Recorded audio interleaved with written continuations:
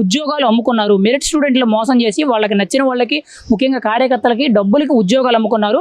విద్యాశాఖ మంత్రి నారా లోకేష్ గారు అవినీతి చేశారు, ఈ పదవికి రాజీనామా చేయాలని చెప్పి మాజీ మంత్రి అంబటి రాంబాబు గారిని తదితర నాయకులందరూ కూడా డిమాండ్ చేస్తున్నారు. మీరేమంటారు దీనికి? ఇప్పుడు అవినీతికి brand ambassador Jaganmohan Reddy and co. ఎందుకు ఈ మాట అంటా ఉన్నానంటే, వైద్య శాఖ మంత్రిగా పనిచేసినటువంటి విడుదల రజని, అంటే చిడతలు అంటూ ఉంటారు కాబట్టి ఆ మాట వచ్చింది, సారీ. విడుదల రజని ఎన్ని పోస్టులు అమ్ముకుంది? మా దగ్గర ఆధారాలతో సహా ఉన్నాయి. అంబటి కాంబాబు, ఈ కాంబాబు అన్నటువంటి వాడు ఇరిగేషన్ మంత్రిగా పనిచేశాడు. కాఫర్ డామ్కి డయాఫర్ వాల్కి తేడా తెలియనటువంటి వ్యక్తి. అందులో కూడా అక్కడ ఉన్నటువంటి దాంట్లో కూడా ఎనపై అమ్మేసుకున్నటువంటి ఇది. అంటే ఒక పిచ్చోడు మాదిరిగా ఆడు ఏం మాట్లాడితే రోడ్ల మీద డ్యాన్స్ చేసుకుంటాడు. సినిమాల్లో కూడా ఇంతకుముందు ఏదో పని చేసినటువంటి రోడ్ల మీద డ్యాన్స్ చేసుకుంటాడు.